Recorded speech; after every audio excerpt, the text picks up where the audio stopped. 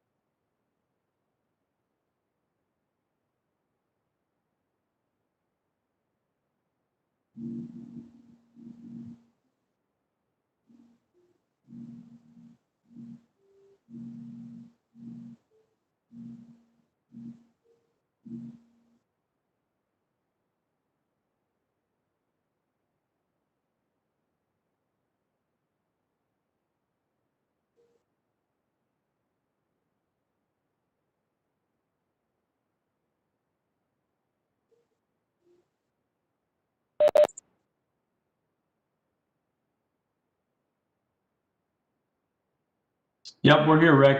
I'm here. I'm trying to work with Carol to get her on. Carol, why don't you try calling in, because we got the meeting going on that number. Yeah.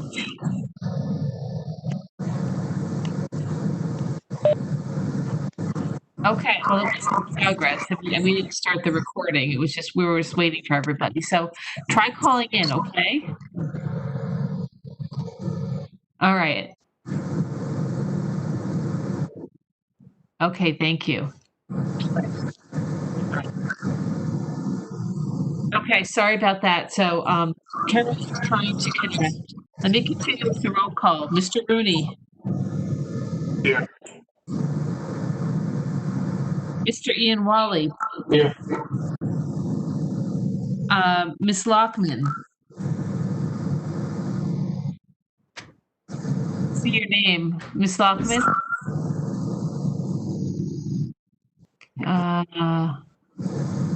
Carl, you don't seem to have audio again. I don't know why. But I see that you're listening. And Mr. Gilmer.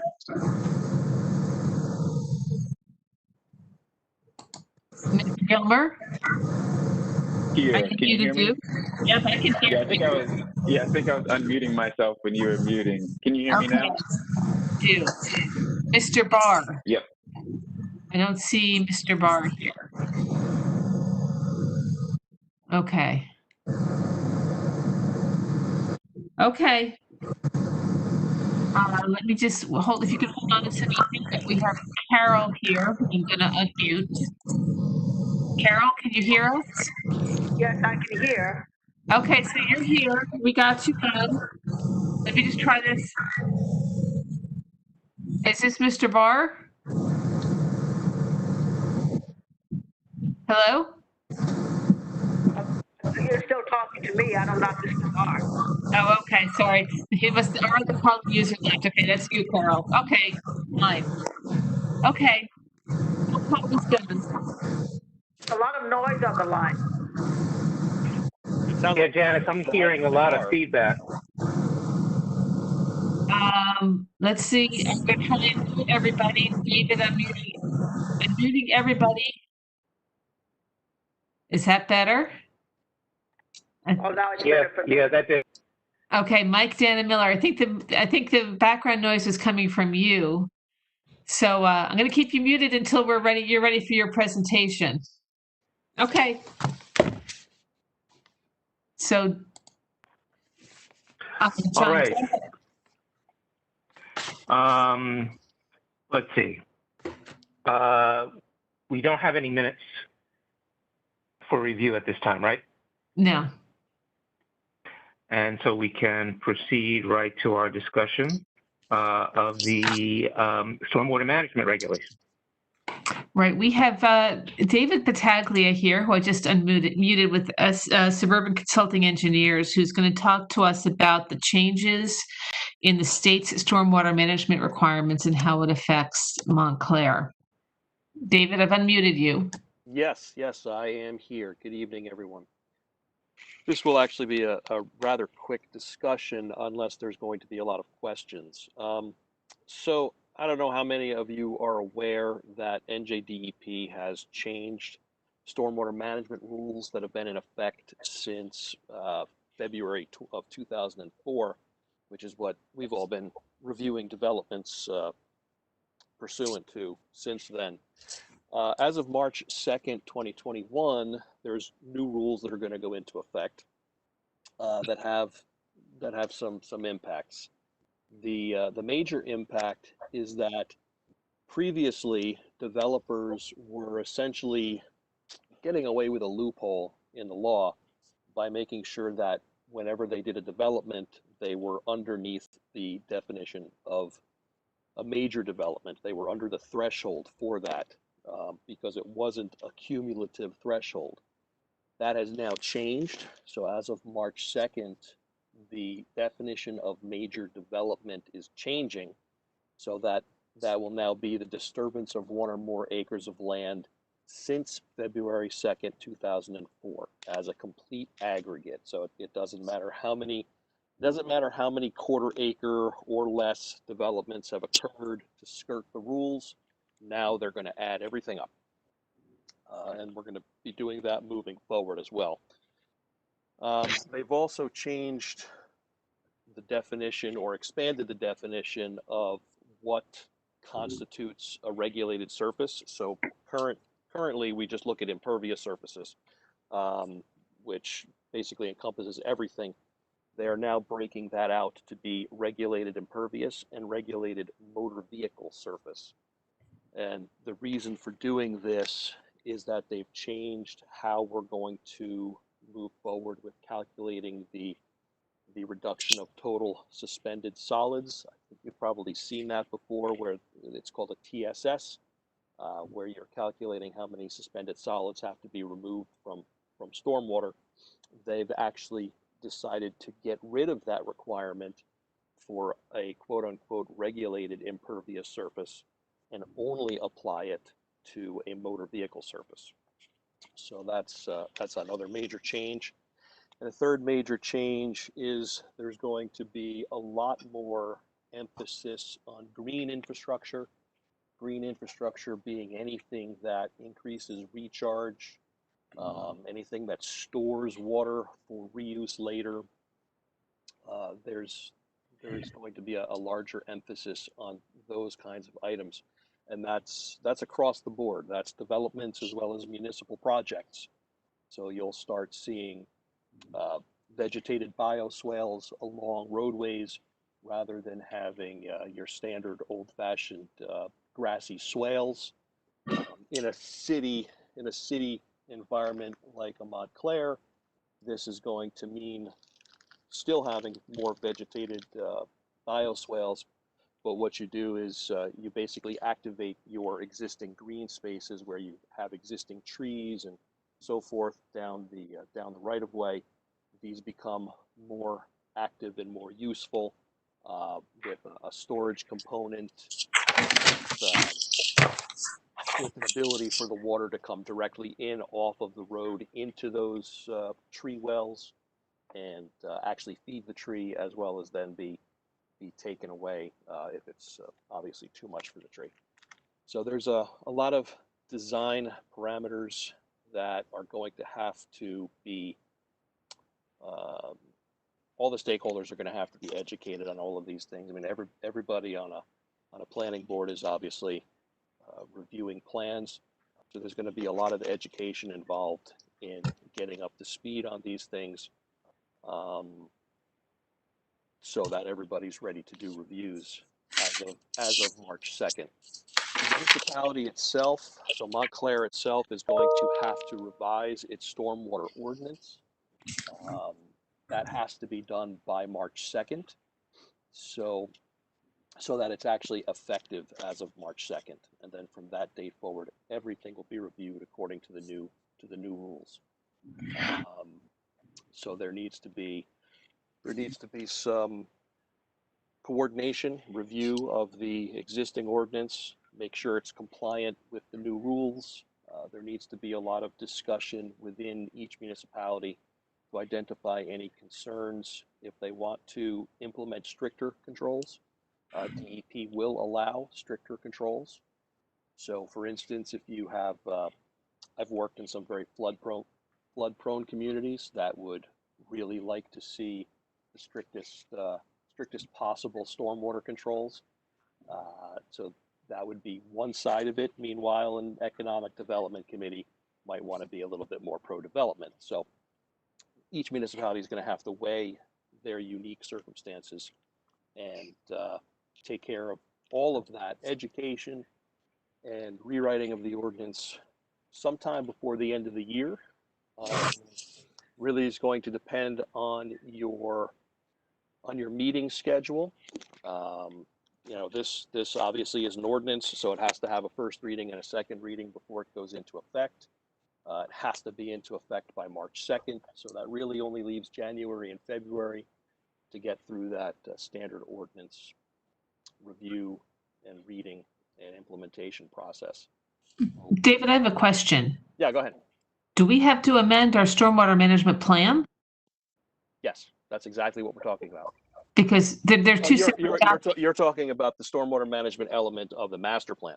Right. We have a whole, Yeah. and that provided the basis. That was the basis have for. to do that, yes.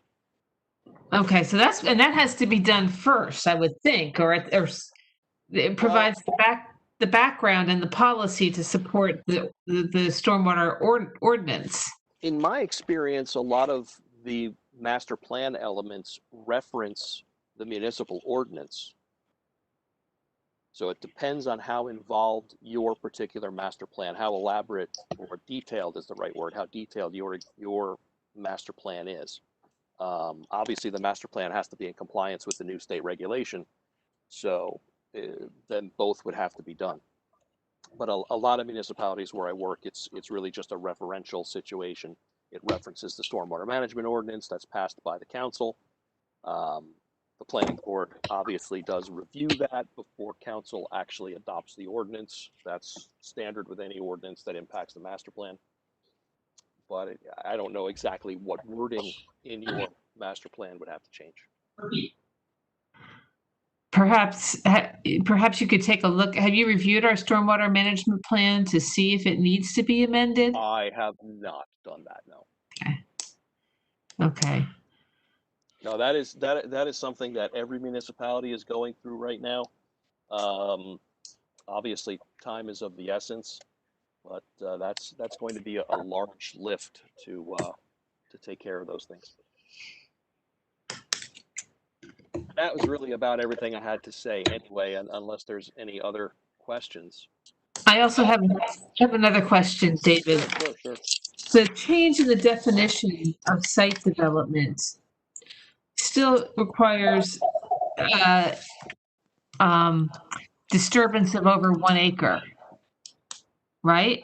Yes, it's still 1 acre, but how they define it is what's changed. Because we don't really have any disturbance. I have in all the years I've worked here, there's never been a disturbance of more than 1 acre. Well, that's for a major development. Okay. Okay, and the municipality can make that definition stricter. So you could go to half an acre or quarter of an acre. Okay. The way, if you wanted to, yeah. The way the new rule is going to work, that's still a major development is anything over a 1 acre disturbance. And that's an aggregate of disturbance since February of 2004. But if any new development comes in that's creating a quarter acre or more, so that's 1/4, not 1 full. If anything's creating 1/4 acre of impervious surface, be it regulated impervious or regulated motor vehicle, then that still comes into effect. And I still don't see that happening here. Even on Lackawanna Plaza, it's all paved right now. My other question. So then, yeah, to your point, in that situation, if you have an existing impervious surface, you have a parking lot. If the developer is changing where the water is outflowing to, then it still counts as a major development. Even if the impervious surface isn't, you're not increasing. Even if the impervious surface is already existing, if you're changing the location of the outfall.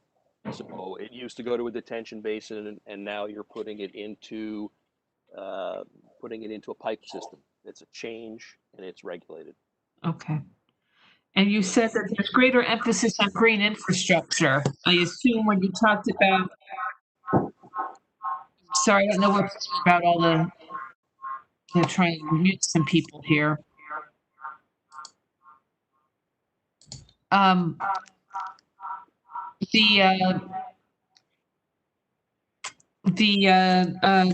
emphasis on green infrastructure, are we going to be required, applicants going to be required to provide green infrastructure, or is it an alternative that they're allowed to do? Applicants will be required to have a certain amount of stormwater storage and recharge on their site. So they will no longer be able to just build a detention basin and hold the water for a specified period of time. They will actually have to recharge the aquifer. Okay, I got it. And they can do that. If they can't do that on their existing site, they can at least do it within the drainage area. So they could perhaps do it in a park that's nearby. Okay. Obviously with the town's permission.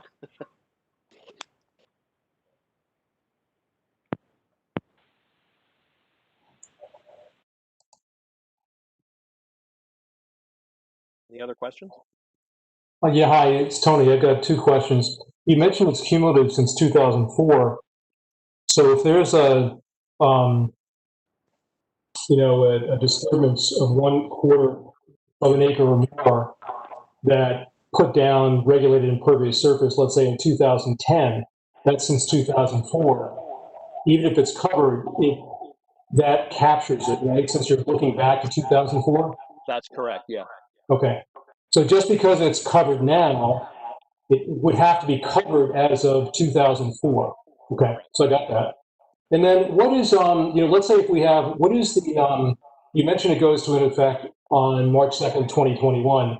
But suppose, what is the trigger point? Is it building permit or is it planning board approval? So for example, let's say development has planning board approval right now. Are they still subject to the change, or what's the, I know what you're trying to get at. The trigger point is when the application is deemed complete. So any application deemed complete after March 2nd must follow the new rules. Got it. Okay. So what you're probably going to see is once developers realize what's going on, I think we're probably going to see a huge influx of developments before March 2nd, trying to get deemed complete and get before the board so that they can skirt this rule. At least one last time. Thank you.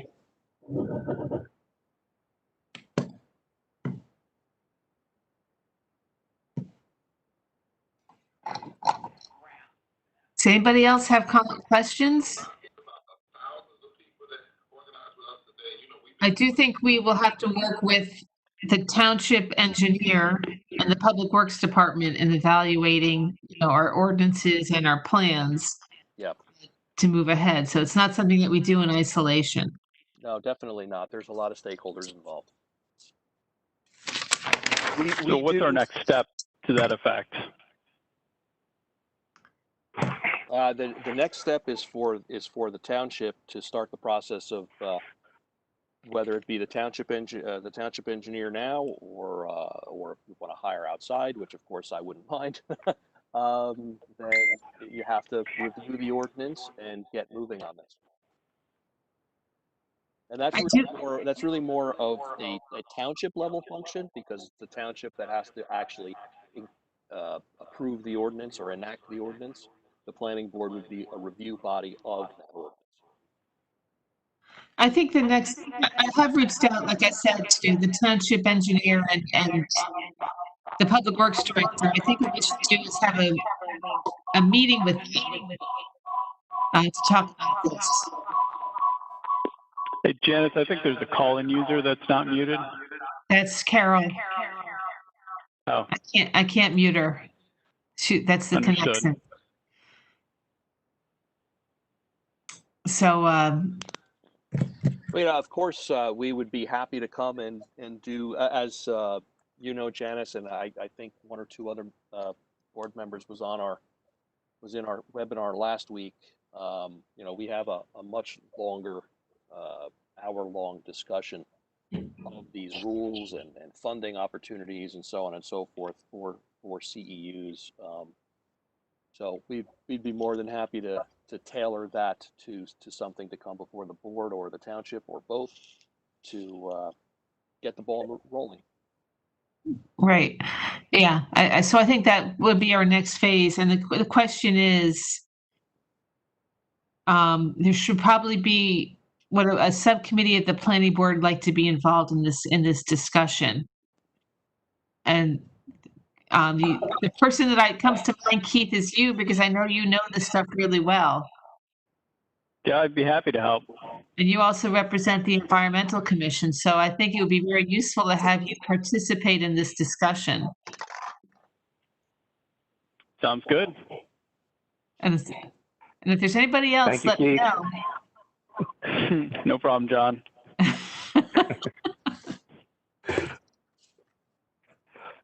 Okay. All right. Well, thank you, David, for enlightening us. You're very welcome. And we'll wish you a good evening. Hey, I'm glad to come to a meeting and speak for a change. No pressure, right? Okay. All right. So that then leads us to our next discussion, which is of the Safe Streets. And I'm going to unmute Mike Dannemiller, who's here from NV5. Good evening, everyone. I switched to a headset. I hope there's resolved that feedback issue. Can you hear me okay now? So, Michael, I'm giving So you, far, so good. I just gave you control. So you should be, let's see if you can control the Safe Streets plan. Let me know if it's not working. So Janice, we have, do you, because I can't tell from what I'm showing on my screen, do we have non-board members who are dialed in for this discussion? We have attendees, yes. There's let me just double check how many attendees we have now. Oh, Carol, I see your name up there. Okay, good. I got to get rid of this. And for some reason, it's thinking I'm annotating. I don't want to annotate. All right. I show 4 attendees, Janice. 4 attendees. We have representatives from Bike Walk Montclair and a call-in user. So I'm not who are listening, but they're muted. If you want, Okay. at the end of the discussion, I can like no, I can't allow them to submit questions. I can't control my computer anymore. Yes, if you want, at the end of when Mike's done with his presentation and I get control of the computer back again, I can then open it up, unmute them, or they can do questions and answers. Okay, but for now, they're muted. Well, Janice, do you have the ability to take written questions? I can do that if you want. Let me. Yeah, because this isn't really a public hearing, but we do, we're in fact-finding mode here, and we're in our conversation and the questions that the boards may have concerning the presentation. There might be relevant inquiries that listeners might also want to pose to the presenters, and while we are not opening up for any type of cross-examination or position statements, if there are legitimate questions, we'd like to give the opportunity for those questions to be answered this evening. Okay. So, and I think, and you know, we've had some discussion, and it does seem the best compromise way to do this in our virtual setting is for them to submit written questions to you, and then you can, the ones that are actually questions as opposed to statements or such, you can then pass on or make known so that we can get some follow-up answers. Okay, I hear you. Mike, can you pass control of the computer back to me so I can make that setting change? I think that's done right. Oh, I now don't have control. press Control My own Shift computer. Q. Control Shift Q. Never mind. I think I can do a touch. Hold on.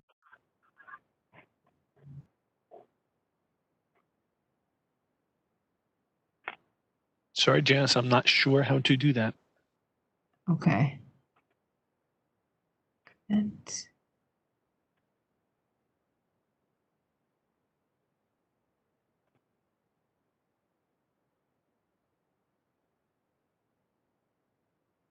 We're stuck with me controlling while I'm signed on. Is there something I can do for you?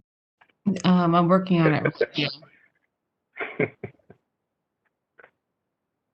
Yeah,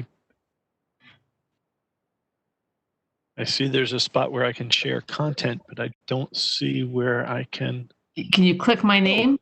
Hang on, switch audio, connect to a video system. I'm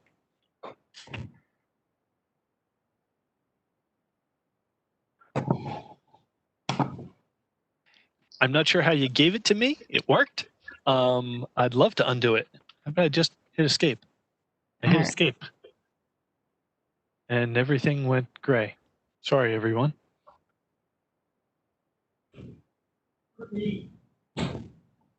All right. Well, go ahead, and I will try and work on. Well, okay. Well, in my attempt to give it back to you, I believe I have completely muddled things up. I hit the escape key, and the display turned off. All right. I think I have control again, so. Oh, good. I can control it now. All right, so let me bring up. That's what you're working on, right? Yes. Okay. Go ahead, Mike. You can start your conversation while I'm trying to do the chat function. So, folks, big picture. 3 years ago, Montclair, or 3+ years ago, Montclair asked Jersey DOT for help to prepare a complete streets implementation plan. This implementation plan, so they hired NV5. We were one of their on-call consultants. We put together this plan. I want to just give a frame of reference for what this plan is and isn't, because I know often the planning board responds to very specific design proposals by applicants. That's not what this is at all. This is a very flexible and steering committee driven plan. I brought up the page with the steering committee there, and it shows a broad range of folks. And throughout, from day one, they said, look, don't ram anything down our throat. Give us options that we will vet locally, but give us a template we can work from so we have a starting point. So that is exactly why we structured this with these typologies, each of which have a broad range of, hey, you've got big streets, you've got little streets. On big streets, you can do something like this. On little streets, you can do something like that. All of them actually don't have a minimum size, and they do not have a prescribed thou shalt stripe a bike lane or a buffered bike lane. There's a ton of flexibility, very intentionally built into any recommendation, but there's a palette, a range of, hey, you should consider this, and corridor by corridor, as the town moves forward and says, oh, we want to do something here. Well, what is it? What's our starting point? There's some imagery, a couple of cross sections with alternative A, B, C, and most of them include something as simple as sharrows, shared lane markings that do not have edge lines and do not have a minimum fixed mandatory width. Sharrows are a type of treatment that just reinforces to motorists, hey, cyclists are going to be here, and to protect them from themselves and to make sure they operate safely, like travel the right direction on a road with traffic and be far enough out from any parked cars that if a motorist flings open their door, the cyclist won't get doored, won't get clobbered by the door that just got opened. That's a minimum treatment. That's even above. You've got probably half the streets in Montclair I wouldn't touch. I wouldn't do anything. There is not anything that in this plan that says thou shalt stripe a bike lane everywhere. Most of your streets, they're low enough volume, low enough speed, I wouldn't mess with them. I'd make sure the pedestrian environment is safe. And we'll get into that. There were some questions about mid-block crossings, and yeah, throwing a mid-block crossing down on its own shouldn't ever happen. There's no discrepancy there. You should also have a curb extension. You should also have warning signs. You should have some form of traffic calming if speeds are an issue. So with that, I didn't want to get hung up in too much minutia, but if you want to go through point by point on questions, we can do that. But make sure that everyone has the intent of this plan as it's a starting point. It is not a capital plan that says you'll build this on South Mountain Ave and you'll build this on North Mountain. No, it was here's examples, here's templates to follow, and everything will have to be vetted. Let me give one other preemptive thing. Parking impacts always would have to be weighed. The convenience of on-street motor vehicle parking always has to be weighed with any parking impact for a dedicated bike facility. Which one you do comes down to a political decision. Engineers can tell you, here's the impact of one concept, here's the impact of another, and then it's a decision, often a town council decision on, are you wanting to emphasize safety of all travelers over convenience of localized parking. This table that just brought up assumes, you see how there's four rows there? Travel lane, 10 to 11 feet. Bicycle lanes, 5 to 6 feet. And then a buffer, if you have it, 1 to 3. Now that next line is missing a very key element. It says minimum road width without parking. Well, that's assuming what's unwritten there, but assumed minimum road width with striped bicycle lanes, which are not always recommended and certainly not required everywhere.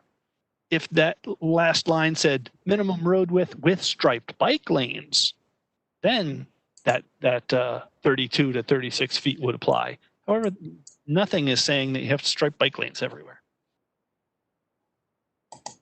So that base assumption probably changes several of the questions that follow after that.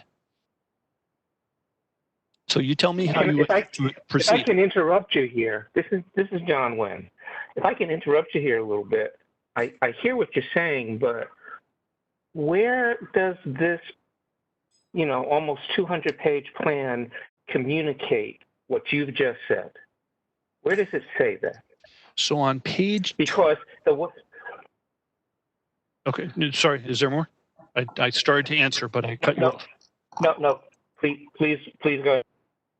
Okay, so I'll jump ahead to, there are typologies and there's specifics of them, but the intro of that says there is flexibility. What page do you want me to go to? Do you know what page that is?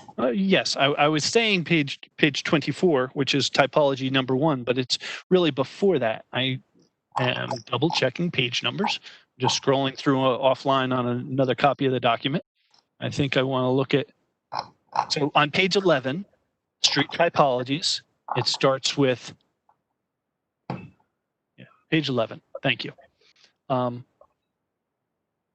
All proposed design treatments are based on roadway data, this, that, the other thing, MUTCD.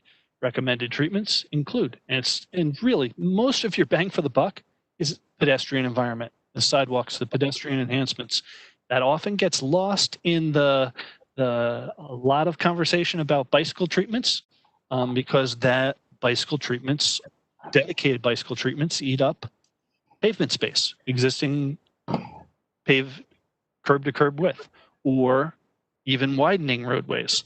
There was a little bit of a conversation saying some of these things don't fit in the existing roads.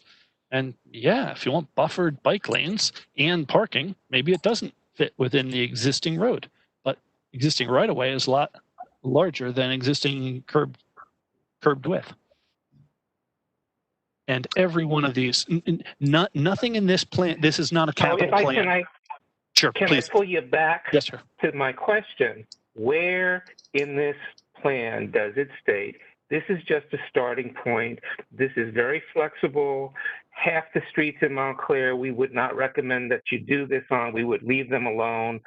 Where is it saying all of this in this plan? Because the way that it seems to be structured is that it's kind of a definitive plan and making suggestions for certain types of roads and saying that, this should work on this kind of road. And it doesn't have that, for lack of a better way to put it, that tentative, here are options for you to consider, but it doesn't necessarily limit the amount of options, and these aren't written in stone.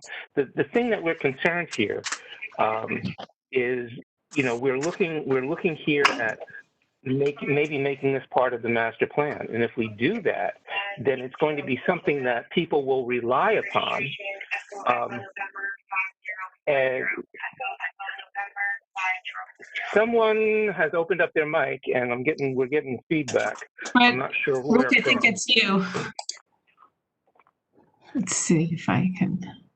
But you know, again, we are trying to find a way that possibly we can incorporate, you know, recommendations without recommendations seeming like they're fixed and seeming that we're just endorsing wholeheartedly everything in the plan, where some of us have reservations about certain parts of the plan with respect to certain specific, you know, parts of the town. Sure.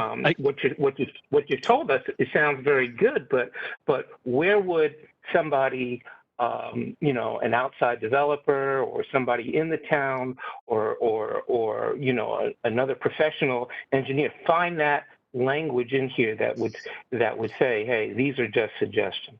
Yes, this page is the introduction of the typologies. Janice, if you just scroll up just a tiny bit, so you see this is the beginning of it. Number 3, street typologies, and the bottom of the left column that we're looking at right here, the typologies provide options to be considered to enhance pedestrian and bicycle facilities, and will be further advanced during maintenance operations and/or later design phases.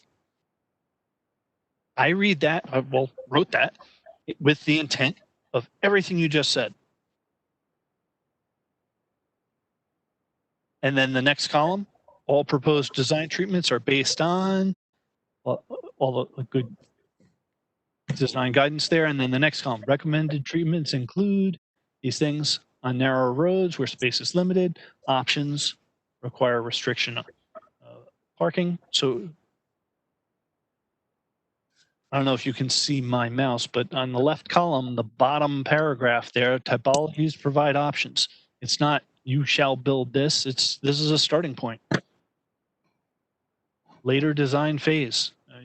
It's not a capital improvement plan.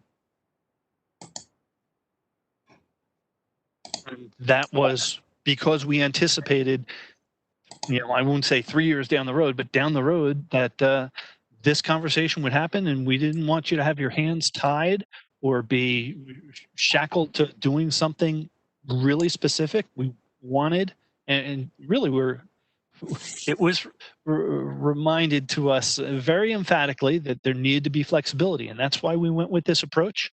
And each one of these typologies has that. Not any of them say you shall do exactly this. Every one of them, quite frankly, is kind of wishy-washy in the perspective of there's so much flexibility.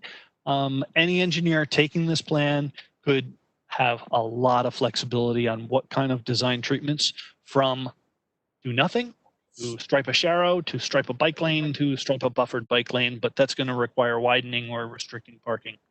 And each one of those have pros and cons. Those will be weighed until there's consensus. I don't think anything would move forward. And just to clarify on this, just to make sure, is there any language in this plan that upon its adoption would mandate, compel, or dictate the town to redesign streets by the standards recommended for each street? Absolutely not. And it's also not a mandatory retrofit. Any complete street policy, it's when you consider new things, consider these treatments. Here's some starting points for consideration, but nothing's mandatory. We left it very soft intentionally. Well, it's not. I'm not concerned about the language being considered mandatory. I'm concerned about the language being being interpreted, if we made it a part of the master plan, as being a wholehearted endorsement for the different types of typologies and the options that are recommended in this plan. And, you know, again, for certain streets, some of the options that you recommend, you know, in my opinion, just don't work at all. and it kind of dovetails into your statement that, half the streets in the town you wouldn't even touch, but yet and still all of the streets in the town fall within one area or another, and theoretically the options that are presented, could apply. So we're just trying to find a way, I appreciate what you're saying, but I'm just trying to find what in the document is reinforcing that, and could be a basis for us to point out to an applicant that wants to take a position. Well, this is what your master plan says you can do. So why can't we do it here?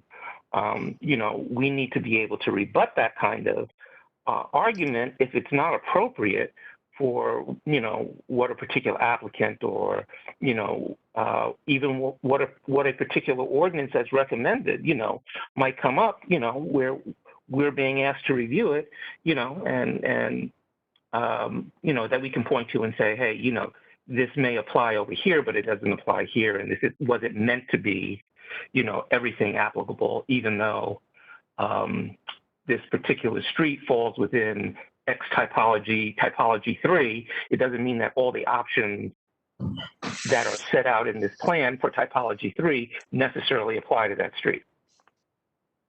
Follow what I'm saying? Am I making sense to you?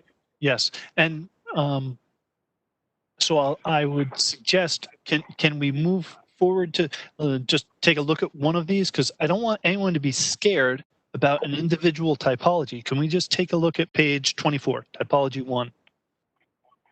And I want to make sure that everyone knows there's a second page. And Chair Wing, correct me here if needed, but Mr. Dannemiller, I think we're wrestling with, what impact would its adoption into our master plan or amending the master plan with this Safe Streets plan have on the planning board's decision-making process? So if you could clarify that for us, that would be helpful. Sure. The planning board would, I believe, advance recommendations, but it would be town council, if I understand right. I'm not certain who would make a decision on if there was an ordinance to be changed, like a parking restriction. If there was impact to parking, I think that comes down to council. Is that correct? Well, to the chair's point as well, just in your experience, so that on the process side, but rewording, in your experience, what we have here, if we did amend the master plan with this plan, how may it come back to us? How may people handle it? Is the language truly clear enough that folks would not come back and say, we recommended some configuration that is, not something any of us ever intended to endorse? Okay, so yeah, let's be real specific there. Right now we're on page 28. Yeah, let's take your example of South Mountain Avenue. So let's just make this a little bit smaller. Oh, if you want to use this one, that's fine. I'd just like to be able to see the whole page. Am I on the right page? 24? Yeah, just make if you can bear with it and make the display just a little smaller so we can see the whole page. And here's the first page, and it shows here's an existing condition. Oh, here's an alternative A, here's an alternative B, which is either traditional bicycle lanes or two-way cycle track on one side of the road. But then go to the next page. This is if this were a printed document, they would be facing, they'd be side by side. And maybe now you want to zoom in just a little bit. So everyone can see alternative C. Just has 2 travel lanes and parking. There is not mandatory striped bike lanes everywhere. We did this for each, and you see 3 images. Okay, yeah, somebody's got something else in the background again. I wanted to get a question or a comment in. That's why I turned on my mute off, because I wanted to participate in the discussion. I had a question with regard to the page that you're on. Okay. Okay. I'll go back to the comment that you made about the street width, there being no minimum. If you look at what you're recommending here, Are you sure that there is any street width can do any of these? Because you've said anything up to 37 feet. But when you give your definitions of what is, which is displayed on the first question, you give some minimum widths that are necessary for the lanes that you show on these graphs. But you say up to 37 feet, but you don't give any minimum as to what street would be too narrow. Yes, I understand your point. So I'm asking you the question, what are there streets that are too narrow for the graphs that you have shown? There are. I think my voice is echoing through someone on a speakerphone. I muted Carol just for a minute. So right now we're on typology 3, which is wider roads and no wider than 37 feet. The alternatives here that only have shared lane markings don't have a minimum width, and it does not have to have delineated parking on either side. Shared lane markings would work on a road that's only 22 feet wide, which Montclair has some. Most of the 22 feet wide roads, I wouldn't touch them. I'd leave them the way they are. You don't have to stripe a dedicated facility on every road. But if you look at one, typology 1 and typology 3, these are for streets that are up to 37 feet wide. That's all there is, 37 feet wide. Okay, but any of the graphs that you show without parking at all, to put 2 lanes of travel and the bike lanes that you depict, it takes a minimum of about 32 feet. And if I'm wrong about the 32 feet, what is the minimum number of feet that can suit the kinds of things that you're recommending, even the least of what you're recommending? I don't think that you can find a street that is 22 feet wide and be able to do any of the things that you've recommended. So I'm asking for you to tell us what is the minimum amount of feet a street needs to be. I don't think you're going to like the answer right now, but hold on. A two-way street needs to be about 18 feet wide. You don't have to have a center line. You don't have to have an edge line. You can have two-way travel easily in 18 feet. And on low volume, low speed roadways, that is all I would put. All of these require engineering judgment and context. Context matters.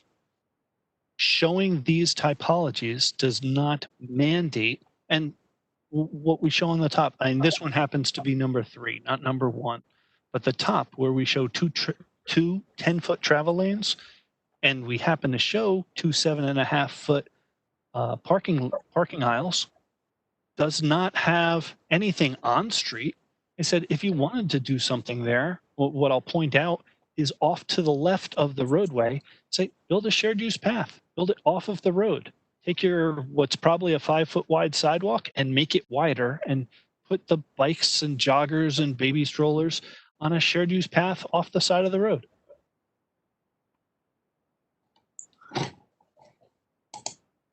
Can I ask a question about runners? The plan is silent about runners. And what you just said about putting runners up on the sidewalk in the real world just is not going to work. I'm a little bit concerned that if we dedicate area to bike lanes, what is because runners run against the traffic, bikes go with the traffic. So runners are going to go against the bike traffic. Who has preference? Are the bikers going to tolerate the runners? And I guarantee you that there are far more recreational runners in Montclair than there are total bikers. Yeah, pedestrians always have the right of way, period. Well, could there be symbols that say it's shared use for bicycles and runners? or some indication that streets are for everyone. And second question is, when this is done, we have a proliferation of electric bikes. Are electric bikes, which go pretty fast, are they contemplated to be allowed uses in, and motorized scooters, are they allowed? Are they considered to be proper to be in bike lanes? So in general, that comes down to operation and speed.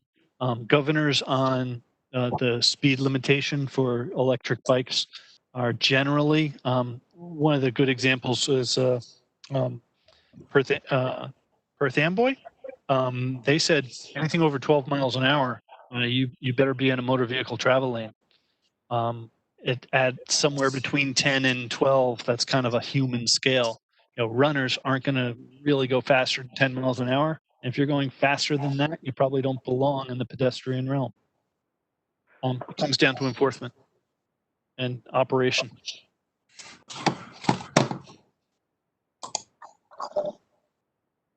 Another comment is that where there are lines, there are pinch points. There are pinch points all over Montclair that are easy fixes. We have a proliferation of double, left turn lanes that have been created. We've neck down shoulders to the extent at intersections it's virtually impossible. There's no deference whatsoever to not even a pedestrian, but a bicycle that's going through. There's some really low-hanging fruit that could be corrected. There's no sort of mention of that in the plan. And also, and I can tell you just from experience, where there is a line, for example, if you're running against traffic or biking with traffic, where there is a line, and we take Park Street, for example, north on Park, let's say north of Lorraine or so, there's no double yellow line. South of that, there's a double yellow line. So if you're going against the traffic running, or if you're going with the traffic on a bike, psychologically, when there's a double yellow line, it really hampers the shared use of the road. Motorists will give you all sorts of deference on a totally blank street. They will share the street very, very easily. Once you start partitioning off the street, motorists do not want to cross that double yellow line, and if there's a parked car there, it pinches down. So, I see a lot of striping. I see a lot. I know that this is just a guideline, but I think that there are some flaws in these guidelines that don't fit with real world sort of experience of people biking and running around town. I completely agree with you, and I would encourage you to maintain the lack of center line anywhere that you can. Okay. Well, that might be good to say in the plan, or an acknowledgement of people who don't have that experience, that center lines do cause, and even the well-meaning pinch points where we have a cone in the middle of a pedestrian access point, those are pinch points going through. It forces a car, if you happen to be passing across one of those on a bike, right when a car is going through, it really necks down the amount of room. And it's meant, it's meant for safety, and it's sort of ironic in a way. Anyway, that's sort of the, it seems like there could be some updating to the plan, and I get what John is saying at the front. It seems like this is an overall endorsement of a lot of alternatives that have a lot of partitioning off of the roadway specifically for uses, and it's kind of a lack of sharing. And it makes an assumption that things are best separated, and it sort of creates territories for the various uses. And I just think, just philosophically, a better plan would be a plan that educates people on how to share what we have better. And showers are great. I think that sounds good. Anyway, that's just sort of my apprehensions about the plan. I see a lot of areas where we could improve in town that don't even come close to this level of machination. Yeah, I agree with, do not over-engineer. If it's fine the way it is, don't mess with it. Blank streets like you're describing, that's wonderful. If you come to higher volume, higher speed, more conflict, these are some tools in the box that had not been considered. Blank streets are already considered. That's your status quo. That's what you have now. That's why that is not new information included in this plan.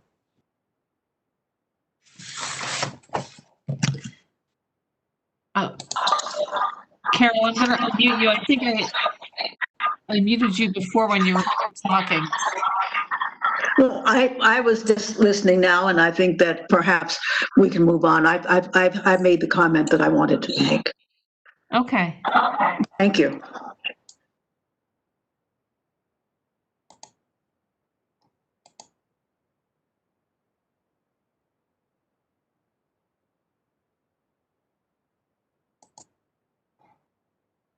Mike?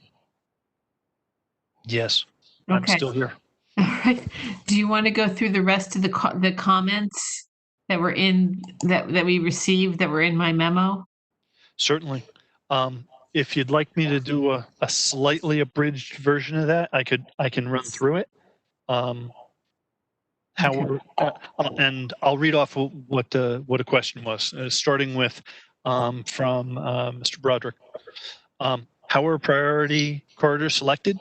The steering committee was very hands-on, and it was based on origin destination, connecting major places people live, places people want to go to.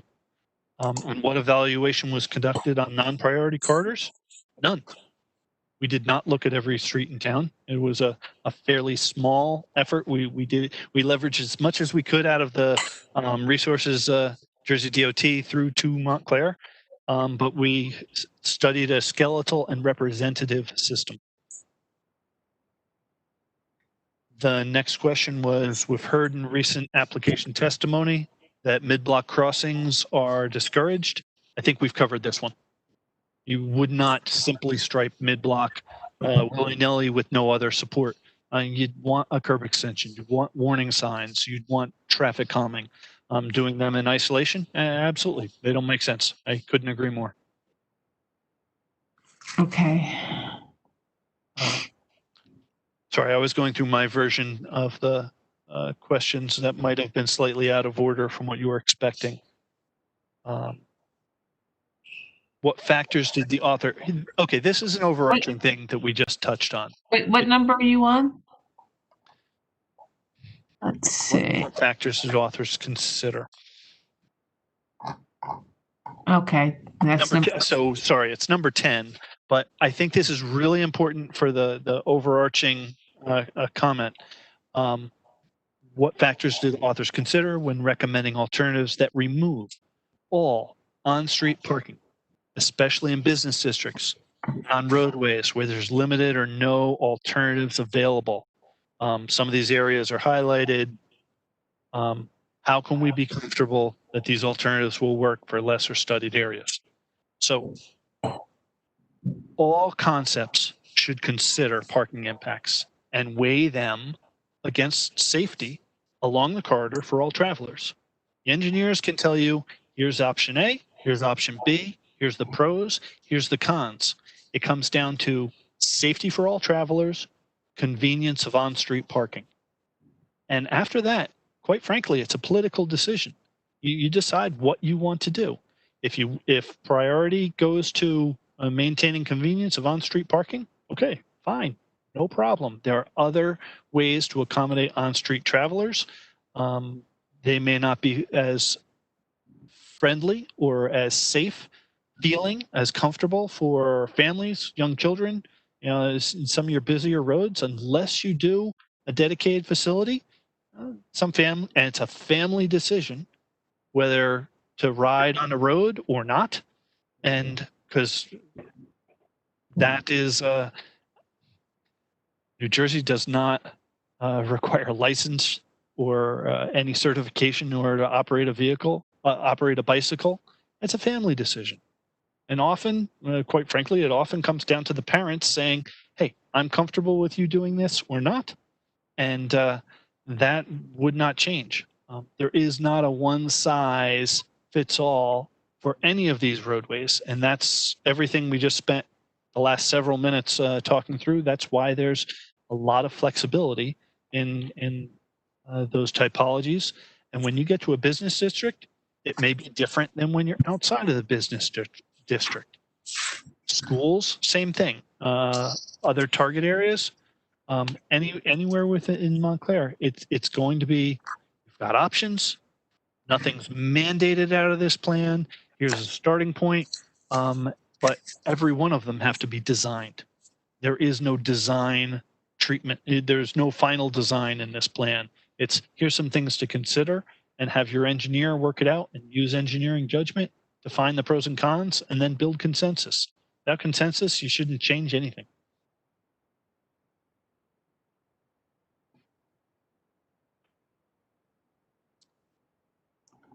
That's a big ticket item. I don't know if you want to have any conversation based on that, but without that, I wouldn't even move forward. Well, I don't think anybody will disagree with you, certainly. And again, we're trying to figure out what we can do, if anything. And I don't know, the conversation, quite frankly, up to this point, I would like to call back, a couple of meetings when we were talking about this to see whether there was any kind of additional language that we could incorporate to deal with the issues that, the individual members of the board see with the plan. And the types of comments that you're making, seem to me to be the types of comments that should be in this additional language document, whether it's a preamble, whether it's a cover, so that it puts the plans in better perspective. Sure. This sounds to me much like when you approve a development application with contingencies. It sounds like you would have some kind of preamble. Was that the word you just used? And say, yeah, that would give it context. Because let me just jump to the other side of this. This was a task order we did through Jersey DOT that we wrapped up 3 years ago. Tonight I'm volunteering time because I have a lot of personal interest in this, and I wanted to make sure I could clarify anything for the board. I'm thrilled to do that. If you want to change the language out of this, we could do that. DOT might, I don't know if they want to reopen things, but it was very competitive for you to get the funds to, or the resources to do this, and they've moved on. I would suggest that you take this and either lift the text out of it and take their logo off it, or keep it as is, but put it in context. Everything that you just said. Yeah, I think I don't really see a need to go back to DOT to start any process with that. It's really what we're trying to do is find a way to use what we have. And the issue and the why it's been hanging around all this time is because we haven't had a consensus of the board being comfortable with the way that it's written. And I think, you've gotten a flavor this evening of some of the issues that we see. Wondering again whether or not there's a way that we can use it with some additional perspective, because all the things that you've been saying are the types of things that I would think would make this, would go a long way to addressing concerns that I have about how it's going to be interpreted. Sure, Chair. And I personally, I'm really encouraged by the questions asked here. The issue of 28 and 30-foot wide streets, that's a great real world question. You're saying, okay, you're really thinking this through. You're thinking about real implementation, and on streets that are that narrow, and if on-street parking is prioritized, of course you're not going to stripe a bike lane. I want to reiterate that. This does not say you have to stripe a 5-foot wide bike lane on each side of anything. So John, it sounds to me like you might be willing, or the board might be willing to go to review or to incorporate the plan by reference with a strong preamble. Kind of what we talked about before. I'm hearing the feedback again. Is that Carol? Is that gone? No, I mean, yeah, do you have something you wanted to add, Carol? I thought I had it off, but I did want to get a point in. So go ahead, John, and if you get done, I will. No. I'm done. Go ahead. Yeah, go ahead, Carol. I was trying to see whether or not exactly that was what you were trying to do. Yeah, okay. Well, my concern is that I'm trying to figure out how the plan can be used. And I'm a little confused by the response that says that you can take a guideline that says that there are certain presumptions on the part of those who designed the plan, but the design assumption is that you have travel lists that are at a minimum 10-foot wide, and that you can depict 2 travel widths plus bicycle lanes and say that it can be done on an 18-foot wide road. I'm just not quite sure what that means and how a person who's trying to implement this plan is supposed to deal with that as a concept. So I'm a little stuck. I mean, you say that I wouldn't like the answer. It's not that. It's that I'm trying to find a practical way in which that makes sense. Well, Carol, how about if we, in terms of, when I say we, I mean the board, if we add some additional language to the beginning of this that really make it clear that while there are options that are suggested within the plan, that considerations of safety and parking and these other practical considerations that you're talking about, have to be considered, as to whether the proposals or whether the options that are presented could actually be workable on one street as opposed to another. I go back to your comment that says that once we put this out there, that the public reads it and tries to say, well, these are the things we want. We really want bike lanes, and it says that we can have them, and it says that we can have them on all these streets, and that we haven't got the language there. And I don't know that who on the board is going to rewrite this so that all of these things that are clear to the person who reads this plan. I'm concerned about the person who comes to the board with the XYZ interpretation, and I don't see it written, and it looks as though we as a board would have to write it to make this plan have the limitations that the public understood are there. So that's my concern, that if we adopt this plan, that the public would have to, this discussion would have to be had with everyone who brings it to us, and I don't think the public's going to believe us. No, well, I think that what we would have to do, or what we could do, is again have a introduction, have an accompanying document that puts this in perspective, and basically it's going to say in so many words that the plan has to be taken in the context of the specific project that we might be seeking to implement the plan in connection with, and the practical considerations, the physical constraints, all have to be taken into effect, and they may or may not allow a particular option to be executed.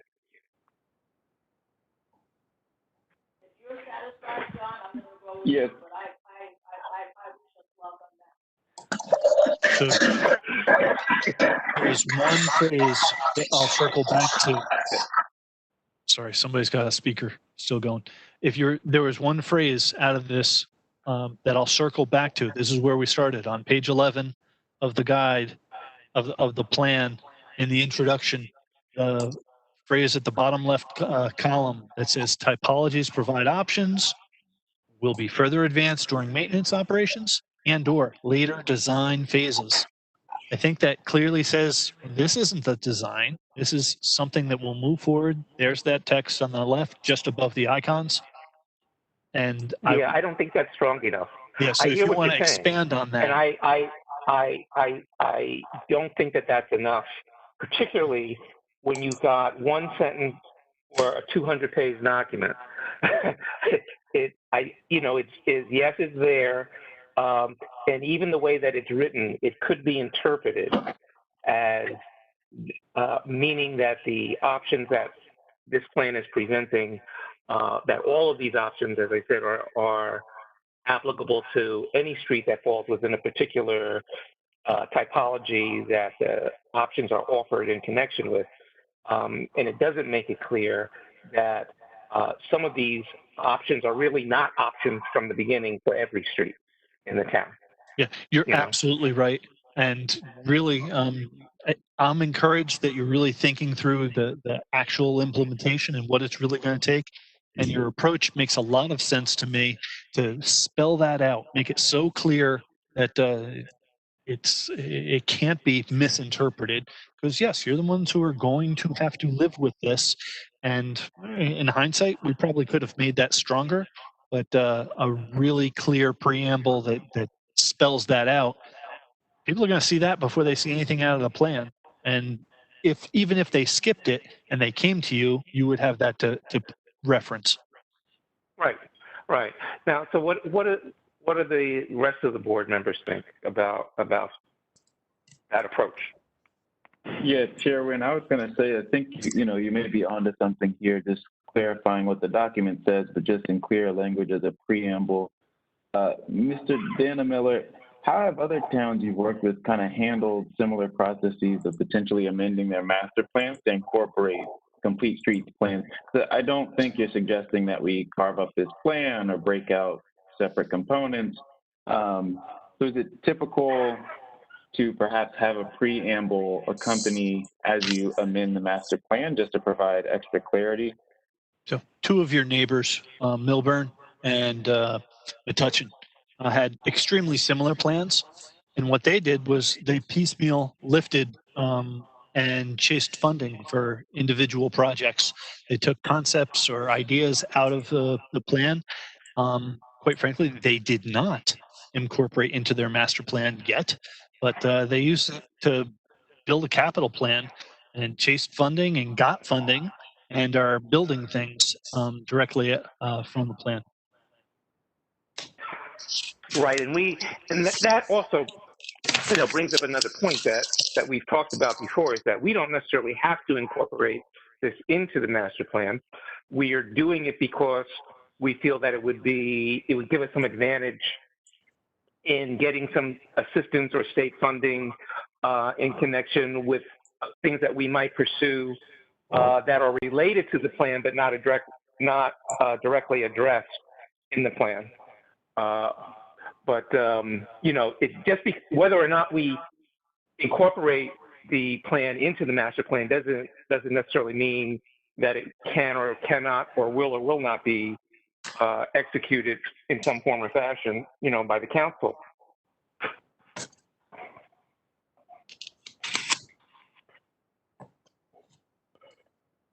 So anybody else, wanna venture, an opinion as to, whether or not they think that this might be a workable way, a supporting document? I mean, this is Keith. It makes sense to me, but it makes me wonder that if we have to caveat the inclusion of this so heavily, this document, into the master plan, why are we elevating it into the master plan? And I get the funding aspect, and I don't want to overlook that because that would be important for exploring some of these options that have been provided in the document. But it just makes me wonder, does this document rise to the level of the master plan? It's a great point. And Mr. Dannemiller, is it possible to just clarify how life in Montclair would improve if the master plan were amended to include this Safe Streets plan? Because I think we focused a lot on kind of tactics and wording, but just kind of stepping back and thinking about how life could improve. Because I think you mentioned, you weigh the convenience of parking versus safety for families and children and bikers, pedestrians. But is it possible to articulate how life in Montclair would improve from this plan, just to kind of help us perhaps refocus the potential benefits? Sure, to keep it really tangible to the board. Next time the developer comes forward with an application such as was recently on Orange next to the hotel, I think that wrap up after 8 months last week. there was no tangible, okay, well, what's going on the street? There was a quick conversation about, do they do a cutout? Do they not do a cutout? Well, what are they going to do with that street? What's the future vision for that street? You could take a look at this and say, oh, here, these typologies. Oh, we want to keep the on-street parking, but we want to do something like this. There it is. It's right in our master plan. You could point any developer that's coming to you on any roadway and say, hey, this is what we want to do. Most of these improvements, and really, we tried very hard to keep almost all of this just paint, just striping. This was not a heavy build. This was a light touch kind of plan. Those are kind of things that if you had a major developer coming in, you could say, we want a dozen pavement stencils and 6 signs. Can you do that for us?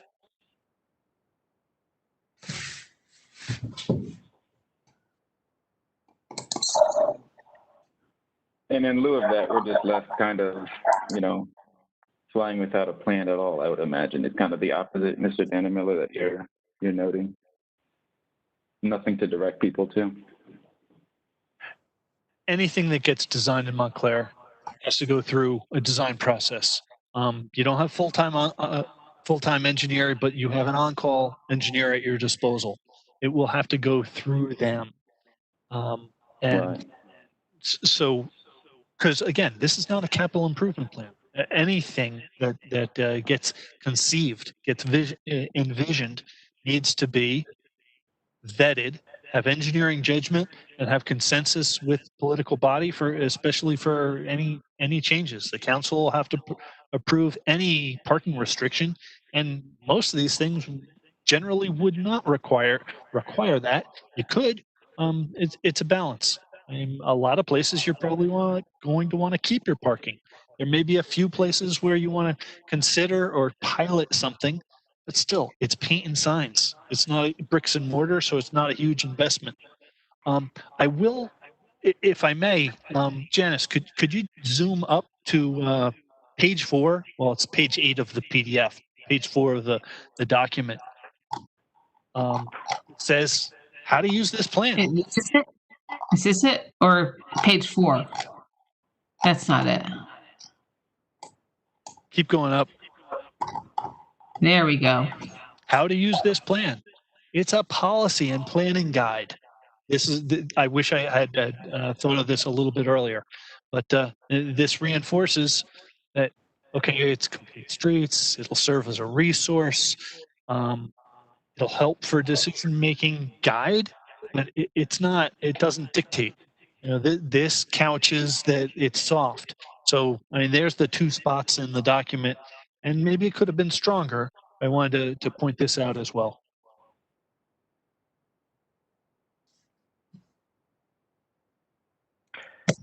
Anyone else have anything they want to say or a question they want to ask? I guess I wanted to ask with regard to the other issues that were on the list. One of them was the kinds of concerns that were interpreted, I suppose you would say, or misinterpreted by the entire board when we looked at whether or not streets that were listed in the plan were good choices. The answer is if we don't think they're good choices, just ignore it. I guess that's basically what I'm hearing.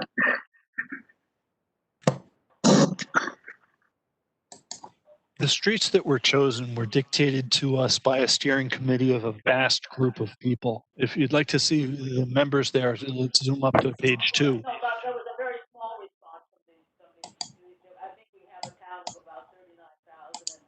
We had about less than 50 or about 50 people who participated in this steering committee, of which I was part of that group. And I know that the choices that we made were not really vetted to that extent. And that represented the town as a whole. So I was just curious about when we came up with the concerns about barrier parking lanes, what you would just say is that if we as a town are not wholeheartedly endorsing it, then we just don't do it. Just not something that you felt strongly about, that it was suitable for Montclair. Yeah.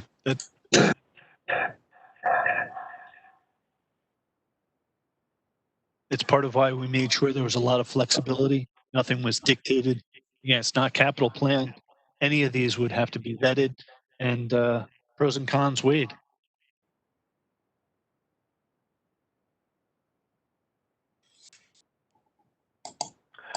All right, well, Janice, did you get any written questions? I couldn't turn it on. I turned that off at the beginning of the meeting and was not able to turn it back on, but I can unmute the attendees and give them a chance to speak if you'd like. Well, I really wanted to confine this to questions, and it's really impossible to do that if we just have open mic. Right. I'm trying to jump in and ask me. a question. This is Carmel. Well, just Janice, so people know, is it possible or not to just have your email on the screen and they email you questions, or is that a can of worms? I thought that might work well, and especially if Carmel has a question now, perhaps a few people can begin to email, and then once Carmel's question's answered, perhaps we'll have a couple just via email direct to you. Sure. Here's my email right here on the screen. jtally@montclairnjusa.org. If you have any questions, you can send it to that email address and I can respond. Because I turned off the chat function, the Q&A function at the beginning, and I can't turn it back on.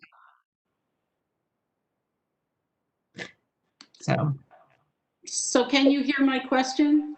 I can.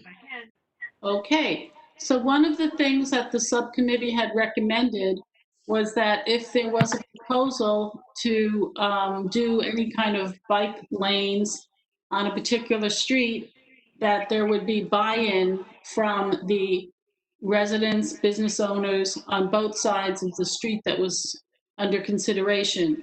I'm asking Mike, is this something that you've heard about, or what do you think about that idea? Is that workable? Your perspective on that. And the number we chose was 30% because that 30% was used when the HPC designates a neighborhood as a historic area. So I appreciate your question. I'm not sure I have great insight as to that dynamic. I think you guys would know better than I do. If you want to ask me about design treatments and such, I'm all about it. But I don't want to speak out of my realm of confidence. Yeah, I was just talking about the practical implication of this plan, and I guess you're not aware of anything like that being done by other towns. Okay. I will reinforce the reason that Montclair asked Jersey DOT for this planning assistance was they wanted a vision. They wanted somebody to take a look at the town as a whole and look at the broad range, bracket the options of scale of streets and say, what could we do? I think as a visioning document that this is successful. I think the devil's in the details. And you guys are thinking very hard and very appropriately about actual implementation. And I think you have a good plan forward for how to make that work for you that, quite frankly, maybe we didn't appreciate strongly enough. But I think you've got a way to make that work.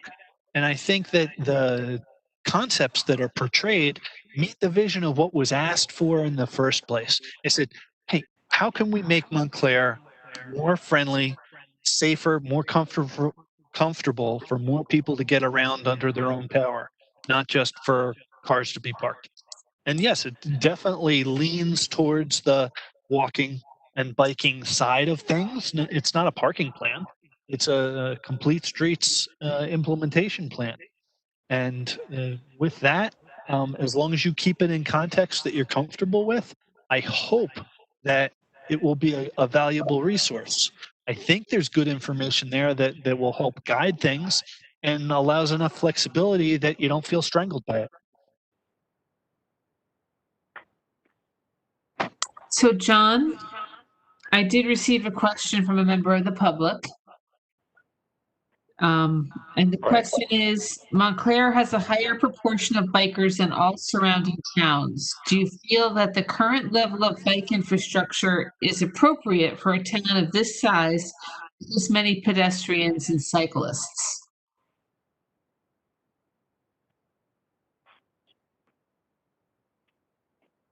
Mike, I think it's probably directed to you. I didn't want to speak out of turn. I wasn't sure that was my question, but I think that's why people were you're asking for, how can we make things better? We make things more balanced, less completely auto-centric? Of course you could, but I would start with something simple. I would not go for one of these big protected bike lane, huge parking impact. I mean, Essex County stepped up to the plate, what's it, 7, 8 years ago on Grove, and they moved the edge line 1 foot. Okay, that helped to narrow the travel lanes a tiny bit. That was a good thing. I think you can do more.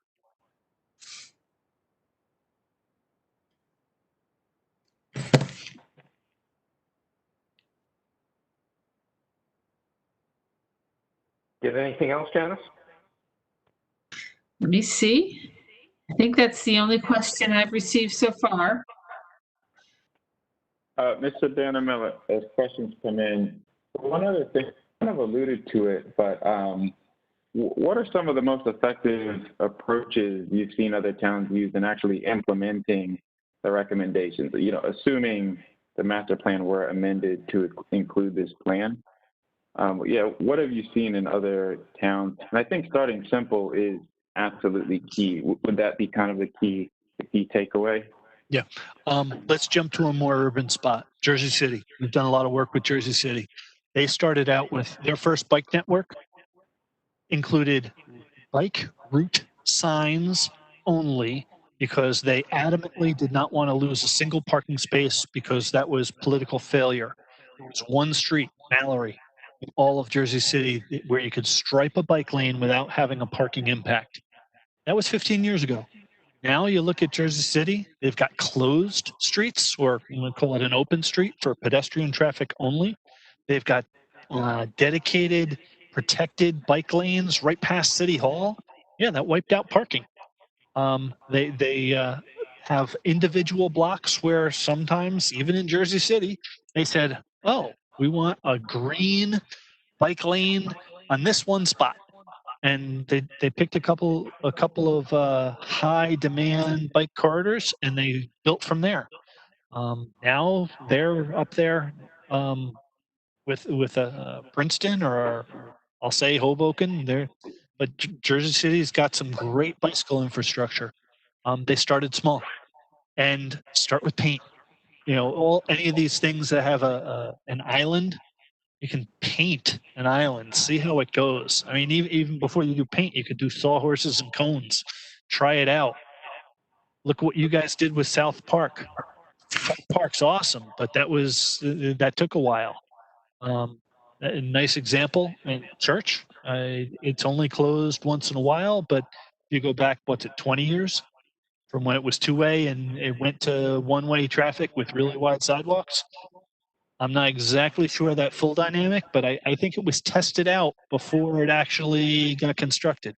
Paint's your friend. Paint's cheap. Test things out, do a pilot, and if you like it, sort of like your parklets, you like it, then you might consider doing a constructed curb extension. Bricks and mortar should be a phase 2. We have another question. It says, and this is directed to you, Mike. How would you start? What streets? What is the one small thing we can do to show people what it could look like? I think this segues exactly into what you just said.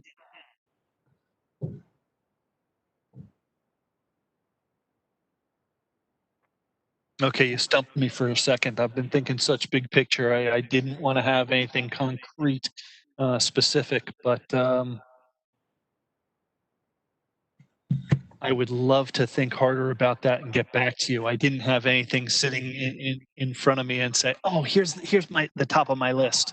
But I'd really, really love to brainstorm a little bit about that. All right. Well, certainly, please do, and then you can shoot your answer to Janice, and she can communicate, and we can make that known. Sure.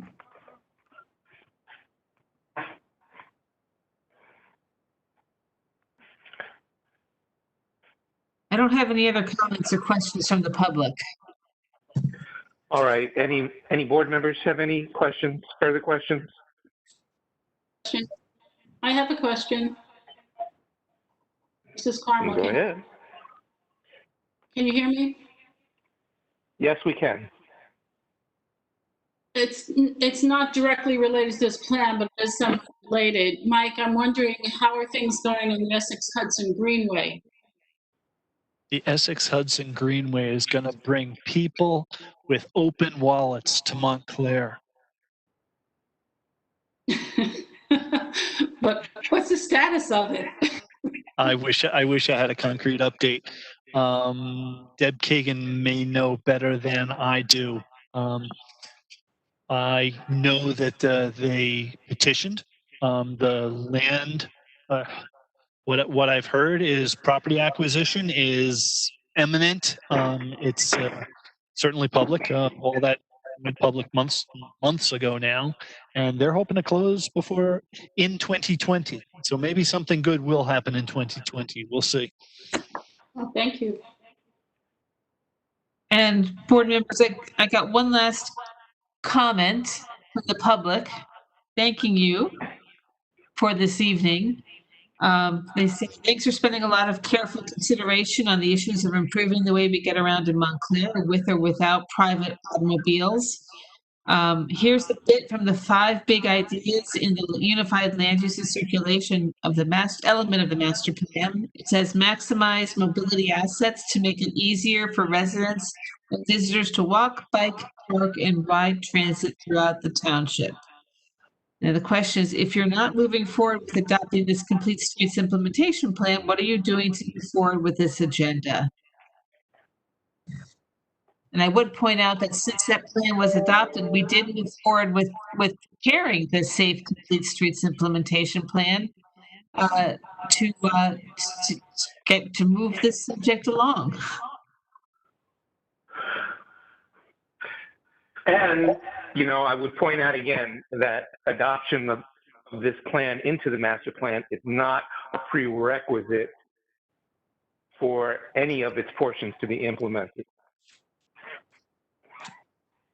Just to clarify that one point, Chairman, my understanding was that Janice is not able to reference this plan as something relevant to Montclair without the master plan being amended with this plan. So when we apply for funding now, we can't actually say that we have a complete streets plan. Although I do gather that the ideas are still something that we can have exposure to by reading it as we have tonight. But I do think there is a difference with it being amended. Yes.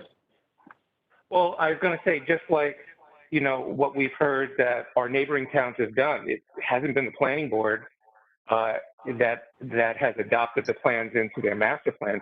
It's been the township council who's taken portions of the plan out and worked on it project by project, right? Yes, that's David? an example we've seen elsewhere. So I'm just saying that it doesn't just go away. It's not just there. And yes, the point that you're making, Daniel, is the point that I was alluding to before, that it might give us an advantage in certain realms when we're applying for funding. No, right. And Mr. Dannemiller, I just wanted to say thank you as well. It's really, you know, amazing. We didn't know if we'd even be able to hear from you. And you can hear that we've wrestled with a lot of these questions, but, you know, at least we're still a place that believes and, you know, trust in the experts. So thank you for coming and resolving some of these questions that we had. Really appreciate it. Well, thanks. It's really nice to be appreciated. And yeah, I definitely stand behind. I was glad to work on a team and manage a team to put this together. I'm glad to see that you're grappling with how to really move it forward. Devil's in the details. Yeah. All right, David. Thank you very much again. So members of the board, what do we want to do as the next step?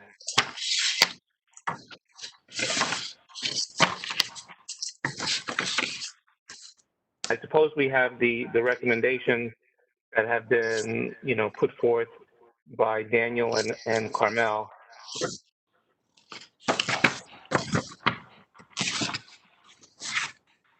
And, there's also the suggestion that I put out there that we add a preamble or some sort of cover document that